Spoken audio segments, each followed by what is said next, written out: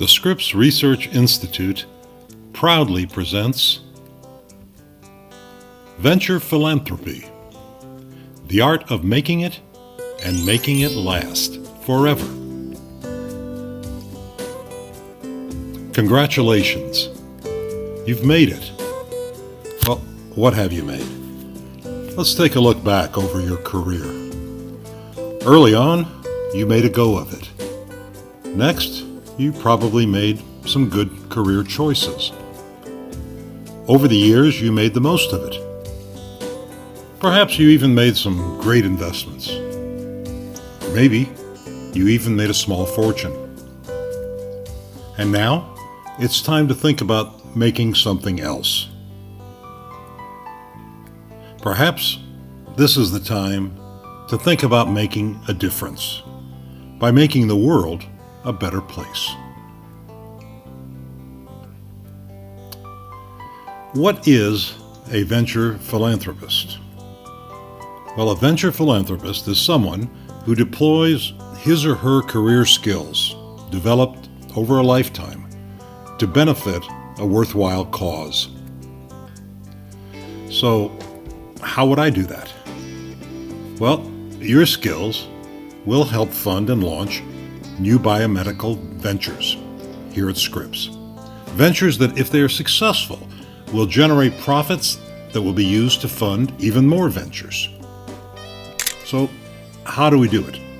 Let's go through it step by step. Step number one is setting up your fund. You do that by making a charitable contribution to establish a new donor-directed VP fund, Venture Philanthropy Fund. Your gift is treated as a tax-deductible charitable contribution for the years in which the funds are received. Your gift may be spread out over up to 3 years. VP funds may be established for any amount with a minimum of $25,000. Additional future gifts may be added into the fund by you or by your state. Your VP fund will serve to underwrite research in behalf of a project that you have selected. And that brings us to step two. And that is to select a research project. You select a project from among those that are currently underway or planned at Scripps. How do you make your decision about which project to choose? Well, you may base it on any or all of the following reasons. Number one, personal. Perhaps the project that you select is one that's seeking a cure for a disease that has touched you or your family. Perhaps you're motivated by doing something for the public good. The project, if successful, will help a large population of people who are in need. You can also be motivated here by profit. The project is focused on creating a high-demand product that may generate large profits when it's brought to market. So that brings us to step three. After you've selected your project, the Scripps team will get to work undertaking research and development of it. Your job during that time is to monitor your project.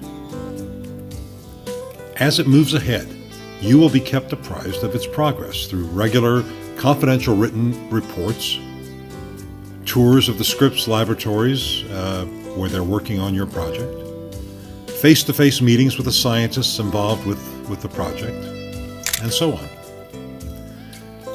Once the project is successful, it's time to monetize your project. Once a viable medication is discovered, Scripps, with your input, will secure the production and distribution of the new drug in one of two ways. They will sell or license the rights to manufacture and distribute the new drug to an established pharmaceutical company. Or, alternately, they could set up a new startup company to market the new drug. In either scenario, your fund will retain an equity position that is proportional to the amount of funding that it contributed to the project's research and development. Step 5 is to refund and restart.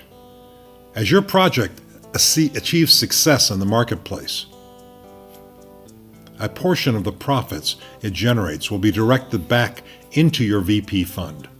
Profits may be in the form of licensing fees paid by the pharmaceutical house, through distributions paid to the stockholders, one of which would be your fund, proceeds from the outright sale of the new drug to a third party. As your VP account is again infused with new capital, you or your designated representative will be able to again direct those funds towards the underwriting of a new project, and the process begins all over again. Let's have a look at an example.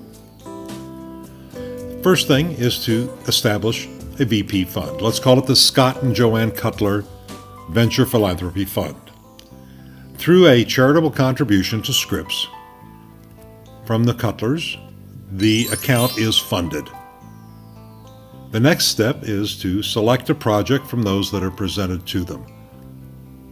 Let's assume they select a project that its goal is to find a cure for Ebola. Well, the Scripps team then goes to work on that project, and a portion or all of the funding that is required for that research and development is drawn from the Scott and Joanne Cutler VP Fund. Well, after a period of time, we have success. A cure is found, and a new product is created, EbolaFlex. And EbolaFlex at that point is sold to Pfizer, a major drug company, and then the proceeds from the sale is used to replenish the VP fund, and the process begins all over again. Here are some common questions. Who will select future projects after I'm gone?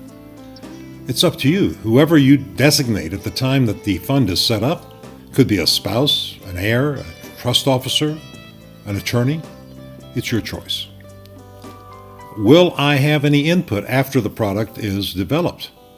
Well, if the product is sold to a major drug company, probably not. But if a new startup is formed, you will be offered a seat on its advisory board. What about if the Scripps team is unsuccessful in developing a new product? Well, with any type of venture, there always exists an element of risk by definition. While all of the projects presented to you are deemed high potential for success, the possibility of failure always exists. But there is no such thing as wasted research. Every project, successful or not, advances the science and opens new doors for future exploration. Well, I'm interested.